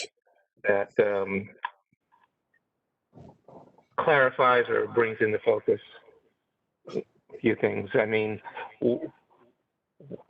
what do the rest of you think? I think I'm in the same, this is Tony, I think I'm in the same spot that I was when we talked about a while ago. This thing exists, it's a great menu to pick from that gives a lot of options, and there's various typologies. I think it's horribly lacking acknowledgement to runners in town. I think it should be in there. And what we're lacking is basically a will to do something. No one, after all this discussion, no one has a project that they want to work on. So I think we need to get, someone's got to say on the council or somebody or some group in town, this street stinks, and we need to improve this street because of whatever. I can tell you right now that certain intersections stink because they have 3 lanes where there's 2. Watchung and Grove, or if you go down on Orange Road, there are places that with a little bit of paint and just a sharrow showing that a bike can operate and share a right lane with a car would be good. But no one's taken the time to say, here's a few things that we can do. That's what's so hard. We're looking at this thing as this, ginormous document that goes in 100 different directions. It sort of freezes you in place. So I think it exists and it's fine, but when the town is ready to do something, at least there's a menu to pick from. So Tony, do you think we should be putting this into the master plan? No. As it is? No, because I think it basically says it's all okay. It has no real direction. It does, it's picked a bunch of streets and says, here's a bunch of options on a bunch of streets, but, the streets aren't exactly, what we want, and you can really do anything you want. I don't really think it gets you to a goal. If we want to do something, someone, maybe because we don't have an engineer, we don't have an engineering department or something, or someone on the council there needs to be an advocate in town that we need a leader on this that has some political clout that could sort of lead the charge. I think with everything else that the town is going through right now with COVID, I think it's really hard to develop that energy right now. So quite frankly, if this sits for a year, I don't know if there's a big loss, but someone's got to put energy into this to make anything happen. And who's going to drive the bus? Yeah, I think that was Carmel's point earlier, that it was a key issue even in kind of the campaign and the election cycle. And, one of the lead vote getters, this was a key part of his campaign. So that's part of why there was additional political interest and seeming at the time political will for this as well. And I think, Janice, just to clarify, what Tony's saying, is that more feasible if we were to amend the master plan with a complete street plan? Or, I don't know, Tony, were you saying amending the master plan would perhaps slow down progress if someone did have a plan? If we amend the plan, we're amending the plan with a set of sort of design guidelines. It gives you a bunch of options. It doesn't really say we're going to do anything. And I just think it's sort of... And that's why this is like the bare minimum set of recommendations, not committal, not capital product. This is like, if we can't even do this bare minimum, then I think it precludes hope, interest, and energy for even, putting paint on the streets. Is I think kind of the line that we're in. Not necessarily. I think that this is a menu to pick from. You can do a bunch of things if you want to do some things. It suggests a couple of streets. There's a bike route. I don't know. I mean, listen, I think if it were to go in there, what happens? It's in the master plan, and someone's got to lead the charge to get something done, and there's this big menu to pick from. So but even Janice applying for the pilot program for the bike, and we don't have a complete plan. It's like we can't even test and get the information to see what may work in town because we haven't even amended the master plan for a $30,000 complete streets plan, Department Okay, of well, Transportation was involved. It's like we've done that's a so really much good- and we can't even yeah, amend the that's a master really plan good point. with Yeah, Daniel, but so what comes first? Suppose you want to build something, you have an idea and you need the money. I'd rather move forward with knowing what we want to do first, and you figure out what we need to do. Oh, we need this in the master plan. Fine, stick it in the master plan, get going, edit, whatever. If you know where you want to go do it and put all the pieces together. If this goes in the master plan, then what goes next? What do we want to do? I don't know. It's just a bunch of things that I think they're a little stale. You know, this thing has suffered. I think that the electric bikes thing, and I really think that runners should be in there. I'll stop saying that, but I think that there needs to be some mention in the fact that there's other recreational uses of streets. And there's nothing in here which says that bikers should wear helmets. You know, and I think that's true. And we said 3 years ago that we need more time, more information. Let's apply for a pilot. Now we're saying 3 years later that the plan may be stale. We've applied for a pilot. We didn't get funding. Yeah. Maybe there's not really interest. I just feel a little like we're chasing our tail here. And it is a little chicken and the egg where is it up to the town council to tell us they have this, you know, plan for biking all around town, et cetera? Do we just kind of not do anything as a planning board? Or might we be able to, in fact, amend the master plan with a plan that's very much in line with what we articulated already in the master plan, the town being in need of? But again, I know I sound a little bit like a broken record here, so glad for other folks to jump in.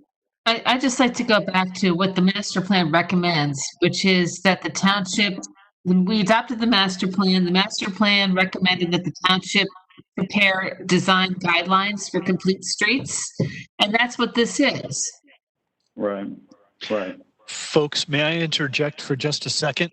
You asked me a question a few minutes ago, and while you're having this discussion, I was reminded of a real brainstorm. We're in September of 2020. September, the 20th anniversary of 9/11 is coming up. I was lucky enough to work on routing of the September 11th National Memorial Trail, and it comes down out of Eagle Rock and cuts right across Montclair via Gates, South Mountain, Llewellyn, Harrison for a couple blocks, and then Cedar and Washington.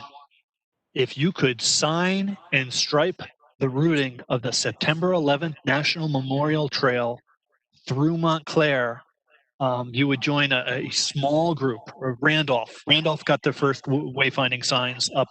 And September 11th, this is a trail, a developing trail that will connect the Pentagon, the Shanksville to Ground Zero, down to the Pentagon. The section across North Jersey is between, the crash site in Pennsylvania and New York City. And coming down out of Eagle Rock Reservation and right across Montclair, the southern portion of Montclair, on that handful of streets, I bet you could sign and stripe a beautiful facility before September of 2021. There's something tangible that you could hang your hat on and be proud of, and it not be a huge effort. It wouldn't be a heavy lift to stripe something on Cedar and Harrison and Llewellyn. Probably wouldn't be very hard. There's one idea that might be just a great mom and apple pie kind of project that people could get behind. And Mike, does that run into, once again, the Essex Hudson Greenway, which is part of the September 11th trail that goes to Jersey City waterfront? Once the Essex Hudson Greenway is available and actually crosses the Hackensack River, just like the Appalachian Trail, East Coast Greenway or 9/11, they're opportunistic. They want to jump on board with the best game in town. You have a better facility, wonderful. Get it built, move the wayfinding there. But in the interim, there's an on-road route, which is what I was just describing there, that until the Essex Hudson is built, that's your way between West Orange and Bloomfield. No, but my question is that route doesn't go to the beginning of the Essex Hudson Trail. It didn't, because it's a current day travel route. Okay. If you could use the Essex Hudson today, yes, it would be there. And East Coast Greenway evolves as new facilities get built. They move the wayfinding. It would be the same kind of situation. You know, and that route that you're describing, that's a really common bicycle route that people use without even knowing it. You ride out Ridgewood, you come up Orange Road, you make a left on Cedar, you make a right on Harrison, you go up to Llewellyn, and all of a sudden you're at the top of the hill on South Mountain. People doing loops of Montclair, recreational and cycling, use that all the time. I never knew that it was part of that path. That's exactly that path that many people use. And when you're going through the South End Business District, you got the two one-way streets that may need a little treatment because you got to switch over. You got to cross over Orange, make a left on Cedar. So there's a little bit of extra signage and maybe shadows that could be done in the South End Business District that are more bicycle friendly. Yeah. So the beauty of that too is that it does go through the South End Business District, which is kind of neglected in town, I believe.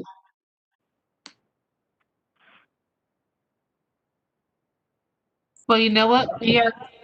I will be having, I have a meeting this week to talk about possible bike paths, and this is something we can certainly consider.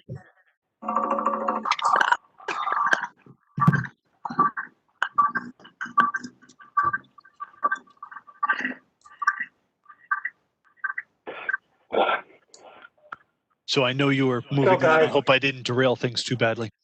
That was a great idea. Yeah, Not too badly. Not too badly. But back to the question. Yes, Mr. Gilmer. I think that was Mr. Gilmer talking. I was just kind of. Oh, I was trying to speak. You know what next steps might be. Oh. I was trying to speak, but I wasn't muted, I guess. Okay. Am I here? Oh, okay, yes, I was trying to speak. I did like that. I thought that was a rather interesting idea. And I was also interested in if there's any way to do the Greenway.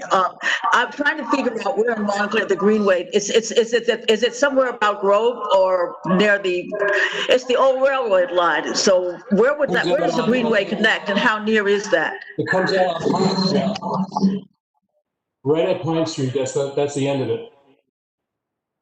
Say that again, Tony. What street? It's right at Pine Street. It's right where the connection meets the old road, the old rail.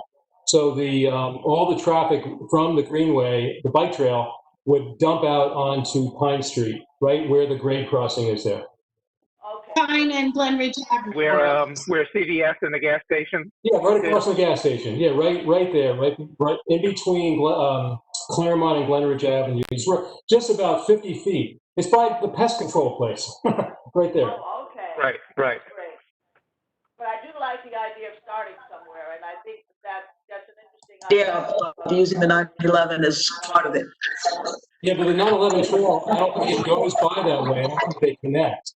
It sounds like the 911 trail goes down to the corner of East Orange by Orange Road and Ridgewood.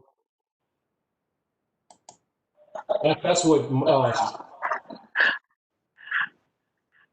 Yes, the current travel route goes into Bloomfield over there. Yeah, so it's two different things. It would have been a good idea if they connected, but they don't. But to be a part of it,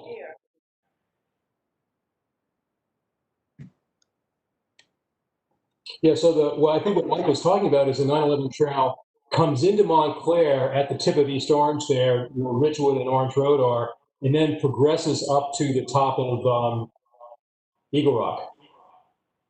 So it would be to mark that route, and that's not connected to in Montclair. Maybe further down the way it connects with the trail. I don't know, but it's two different points in Montclair. Yeah, over time it will evolve. When the Essex Hudson Greenway gets constructed, that route will absolutely jump on board there. Yeah. So it would be a new. Hey, how do you get from Eagle Rock over to the beginning of the Essex Hudson? Present versus future. All right, guys. So back to this complete streets plan. You know, we've got a number of different opinions that have been expressed this evening. What about those who haven't talked yet? What do you think?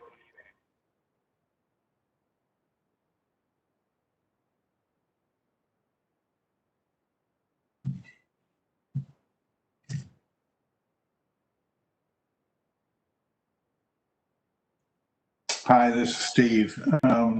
Historic preservation, we have commercial design guidelines that we included, and it's in the master plan. And I think this would be something very similar, that it doesn't give you an exact template to work on, but it gives you a start and gives you some direction. And I think it would be very, very helpful. Do you think, Steve, that they should be included just as is, or that I would put in that preamble to describe it more of what it is.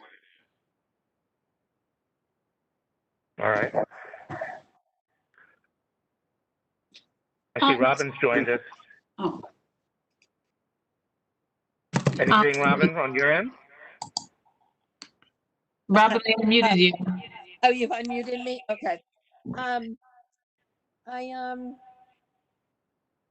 Well, I look at this, I mean, as a planning board member, but also as a council person, you know, it's hard for me not to do both. I could not support anything where we would ever lose a parking space.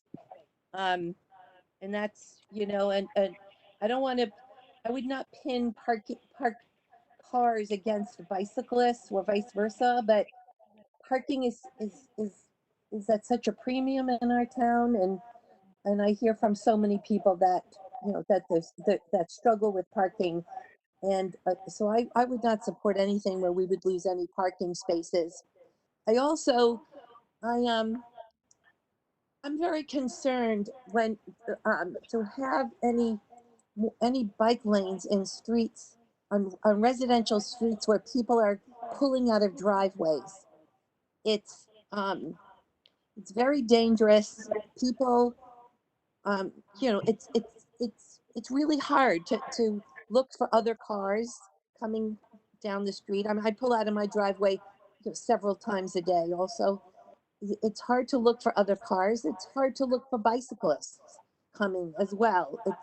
It's a double whammy. I also would like to know what and I don't know how to measure this. How many bicycles there are that bicyclists that are recreational bicyclists versus bicyclists that commute. I think there are two different kinds of two perspectives on that, and I would like to know if there's a need for people to commute and use their bikes. It's different than, I think, than the need for people to be recreational bicyclists. I'm sorry, I'm just very tired. I worked a really long day today. I just got home an hour ago. So I still have questions. It's not that question. I just still have concerns. And those are them.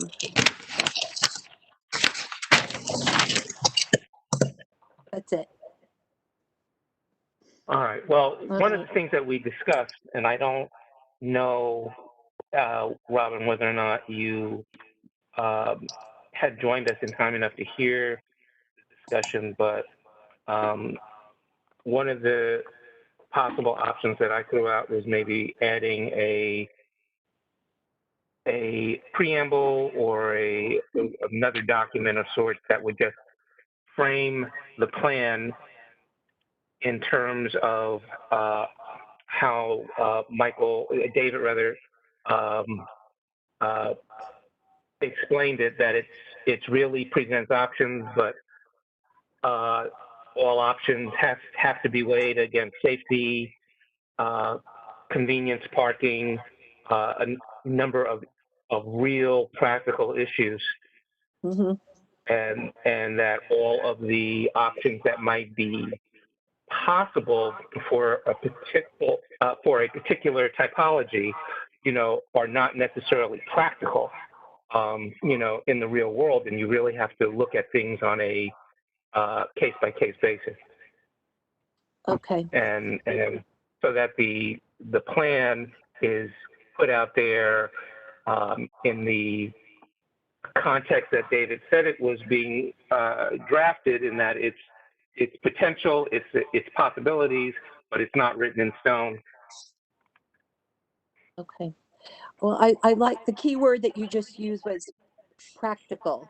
I like that term and that word. So I'm really on the fence. I'm sorry to say. No, okay, yeah. all right. Okay, thank you. Okay. All right. Does anybody else have anything that they want to contribute?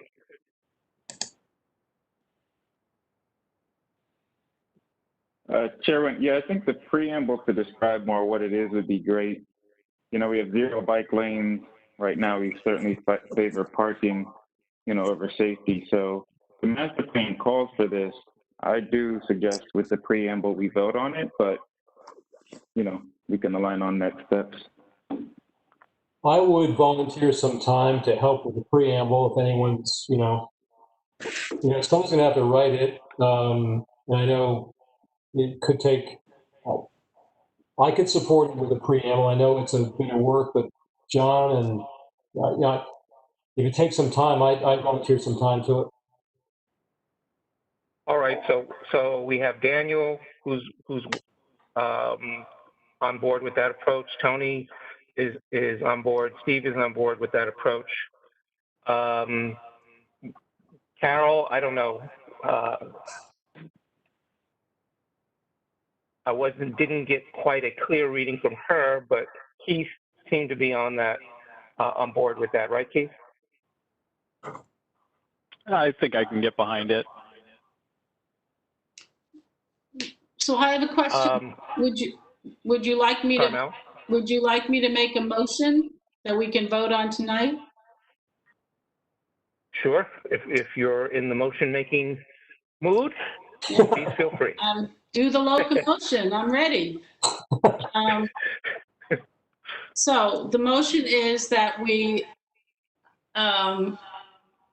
include the Safe Streets plan, Complete Streets Implementation Plan as a separate element in the master plan, subject to the drafting of a preamble or opening statement that fully describes the practical use of this document.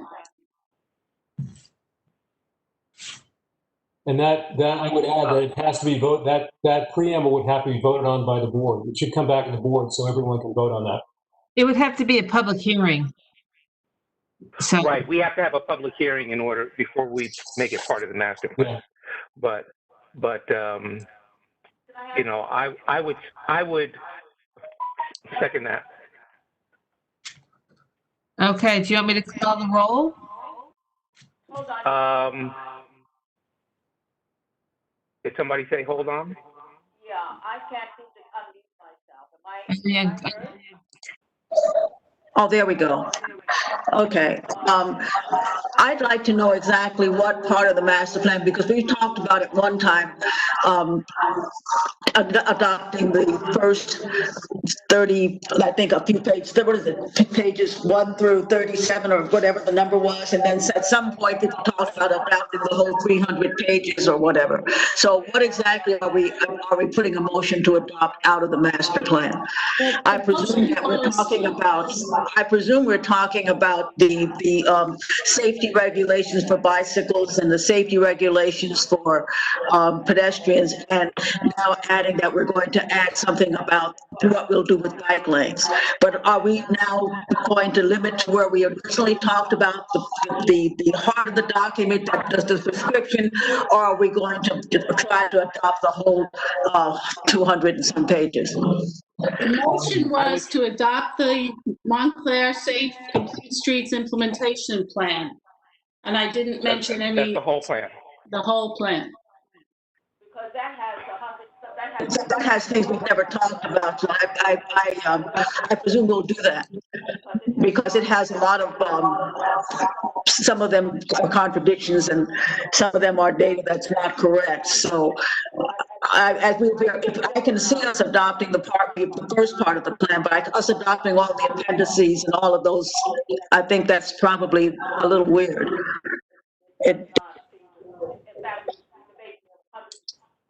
A very large section of the master plan would be much larger than the whole master plan put together. Well, we're adopting this, Carol, as, I guess, as option, as a, I think there were a couple of words that were used in the plan, that it was a vision, a particular vision, but it was options to get to that vision, but it wasn't the exclusive option. And I've got a suggestion. I know exactly where it should go. On page 20 of the existing master plan, the transportation mobility section, there's a paragraph which says we shall create a street design manual. The way this document has been described this evening is that it is a street design manual. So on page 20 of our existing master plan, you could say, we did it, here it is. Because again, the way it's described, it's a streets design manual.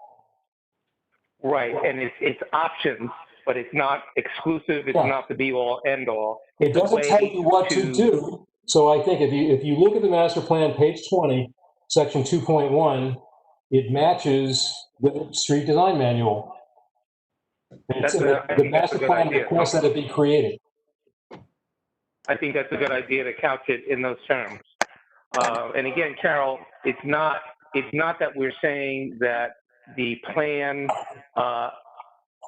can be implemented without any consideration to the practical considerations that might be involved in any particular project, but it's something that can be referenced as a way, and as a method of achieving certain goals. But it all has to be weighed in terms of what is practical, what's safe, and what are the priorities that are applicable to a particular street, a particular neighborhood. Yeah. Also, John, I think that there's also an issue with the title of the document. It's titled Implementation Plan now, but nothing describes any sort of implementation plan. It's far from that. So I think that in the preamble, we could say it's a design manual. That's what we heard this evening. Yeah, we're going to use it we're going to implement it as a design manual, not as an implementation plan. Yeah. So this would be edited in that way. That makes a lot of sense. That makes a lot of sense. We're talking about putting this right up front in the document so that it's the first thing that, when you get to it, it's the first thing that you read, to put yourself in the proper context, the proper frame of mind in order to understand what the next 171 pages mean. And that preamble will also be what we can point to when people want to use it in a way that it wasn't intended to be used. So what we're voting on is to adopt not the Pages 1 through 39 that we originally talked about, but we're going to adopt all the appendices as well. Is that what you're saying? Oh, I couldn't get all of that, Carol. There's too much echo. Chair, the document is only 39. Chair, this is Mike Dannemiller. The document's only 39 pages long. The appendix with the community outreach and the funding resources and all that stuff, yes, it's 171 pages, but the body of the doc is only 39 pages. Okay, thank you. All right. I wanted to clarify, because we had always talked of it in that terms, but in the last meeting, the motion was to adopt the whole thing, a whole 171 pages, which didn't make a lot of sense. So I appreciate that clarification. We're talking about pages 1 through 39. Thank you. All right.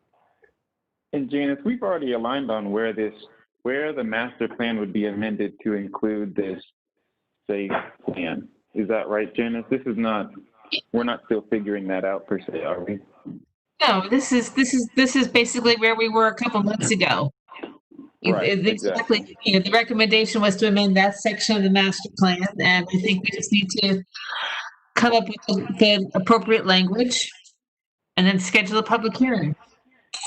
And language just for the preamble, we're saying. I just want to make sure the motion is very clear. It's preamble Right. in front of the plan Not and editing. amending the master plan. Right. Yeah, not carving it up, chopping it up, editing line, none of that. Just the preamble, the plan, and amending the master plan to include the preamble along with the plan. Right. That makes sense. I believe that's the motion, right, Carmel?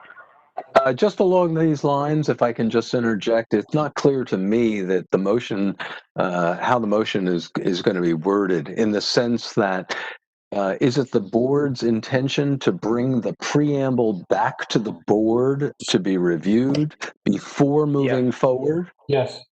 Yeah. Okay. Correct. Yep. And I believe Tony and Really, Daniel will be working on that preamble, the language. So, well, I think we have a group of volunteers, and between the group that has already expressed, myself included, we'll come up with something and we'll circulate it to the rest of the board. You know, that the board can contribute to or not, but you know, have it before the meeting so that we can get feedback. Okay.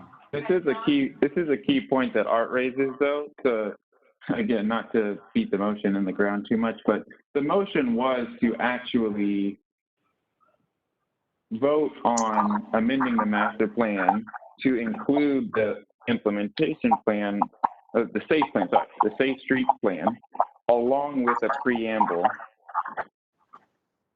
conditional upon the board voting on the preamble. So we're actually saying both at one time. I just want to make sure it's clear let me based on the way that Carmel. Yeah. Let me clarify, because you can't amend the master plan tonight. This is to move ahead, is to draft the language to amend the master plan. It's not to actually amend it. Right. No, that makes sense. Because we have to have a public hearing before we do that. Yeah, no, exactly. And so I just wanted to make sure it's clear that the intent is to ultimately get to a point of amending the master plan. But of course, we don't want to have a preamble that the board hasn't already voted on. And then after we vote on that, we would have the public hearing. Yeah. We want to come up with a document that we're going to present to the public. Right. Okay. Yep. Which is why, Janice, you said this is where we were 2 months ago. So, but with greater alignment. So that'll exactly. With Mike Dannemiller's clarification. Yeah. Thank you again for that. Am I correct? Am I correct that we're also amending the title so that it's called something other than an implementation plan? It was called, I think Tony made a suggestion. We're going to make it clear in the preamble that we're adopting it as a guide, yeah. It's a design manual. Okay, yes, so that's as a design manual. As a design manual, that's the term I was trying to reconstruct. well, All right, so further discussion. Robin? Yes, Robin. Oh, I'm sorry. I'm confused at how we could vote on the complete street plan before we hear the preamble. Well, we're making it a condition. We're making it a condition that we'll adopt the plan subject to us getting an acceptable preamble. Well, then we don't, I think Janice is right. I think Robin is right. I'm using the wrong term for adopting the plan. We are going to propose that the plan be incorporated into the master plan as a design manual, subject to us coming up with an acceptable preamble that will instruct a reader how to use the manual, how it should be interpreted. Do I need and we're trying to get this motion? Excuse me? Do I need to restate the motion? I thought I just did, but go ahead. Oh, no, but because I initially said it, you just did. Yeah, so if that's fine, that's fine. I don't need to restate it. I just thought because I started it, I need to finish it, but fine. No, I was trying to get to that point. So that's what we're really voting on tonight, guys. We're voting on something that is saying that we're going to use this plan as a design guide, subject to conditioned on us coming up with a preamble that everybody's satisfied with, shows people how to use it, and satisfies our concerns. I keep hearing my voice echo, and it's very hard for me to keep talking over myself. I can talk over other people, but I can't talk over myself.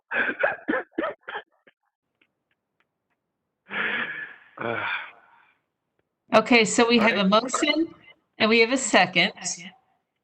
Do you want me I can call the roll, or I think it's probably better if I call it. Yeah, I think you have to call the roll. Yeah. So, Mr. Ian Wally? Yes. Ms. Lockman? Yes. Miss Willis?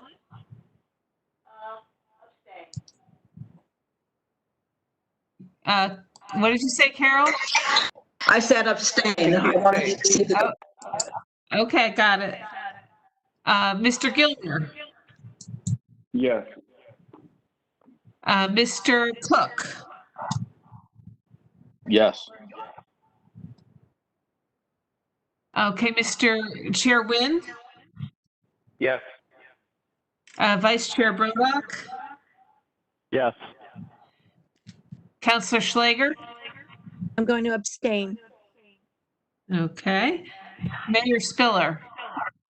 I'll abstain as well until I see it. Thank you. Okay, and Mr. Rooney? Yes. Okay. Good. So we'll move ahead with that language. I anticipate. Yeah, I think the November 5th meeting, I have 2 applications. I mean, not November, the October 5th meeting, I have a couple of applications. Let's see how we go. We have a big one starting October 5th. Okay. Well, I'm just saying to try and get the preamble together. And we'll make room for it at the meeting. Excuse me? And we can make room, when we get it together, we can schedule it for a meeting. We'll make sure we find the time. Okay. Okay. All right.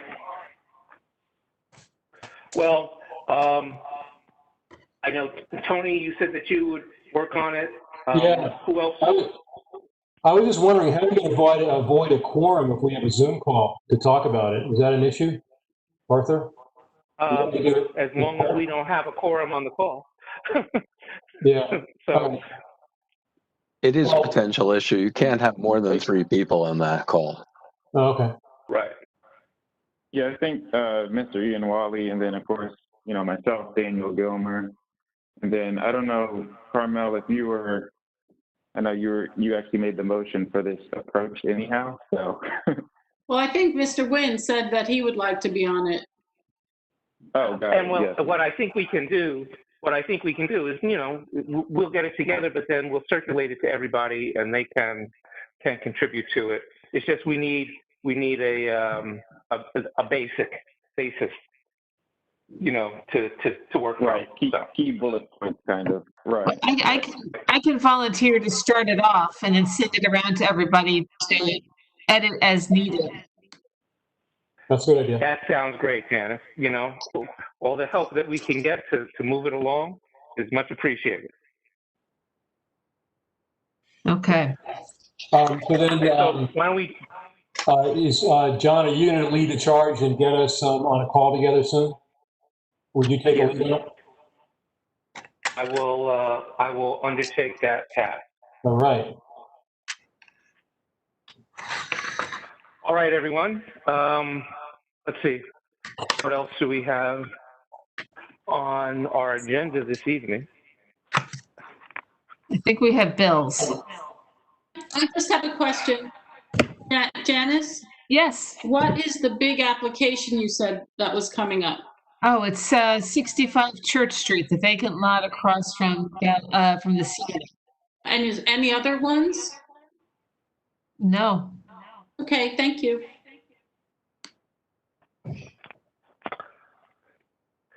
All right. Keith? Bills? Yes, Comments I on the would bill? move to, yeah, I would move to approve the bills. That's it. I'll second that motion. All in favor? Aye. Aye. Anybody opposed? Abstentions? Now, did any? Okay. Okay. Yeah. Did anybody recognize my Motown reference there? Yes, yes. Yeah, this is an old group. All right.